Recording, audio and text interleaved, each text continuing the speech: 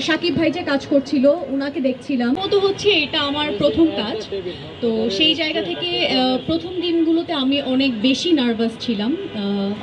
আর আমি যখন বানারসে যাই, আর ইভেন আমার মামুন ভাইয়ের সাথে পরিচয় হয়, মানে প্রথম দেখাই হয় বানারসে যাওয়ার পর।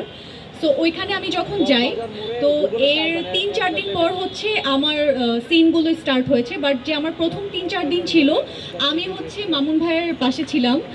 যখন ওনারা কাজ করছিল, আমি সেটের সাথেই ছিলাম, ওনাদের কাজগুলো দেখছিলাম। তারপর সাকিব ভাই যে কাজ করছিল ওনাকে দেখছিলাম। তারপর আমাদের যে সিনিয়ররা কাজ করছিল তাদের কাজগুলো দেখছিলাম।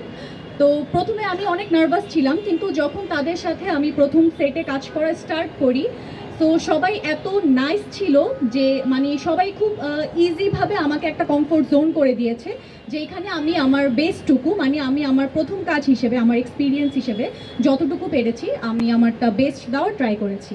হচ্ছে আমার কাছে একটা নিউ লেসন, যেটাতে হচ্ছে আমি অনেক ইন্সপায়ার হয়েছি ওখানে। আর এটাই তো আর কি, আমি অ্যাজ এ আর্টিস্ট হিসেবে যখন আরেকজন সিনিয়র আর্টিস্টের কাজ দেখব, ভালো কাজ দেখব, তখন আমি অবশ্যই তার কাছ থেকে শিখবো। Thank you.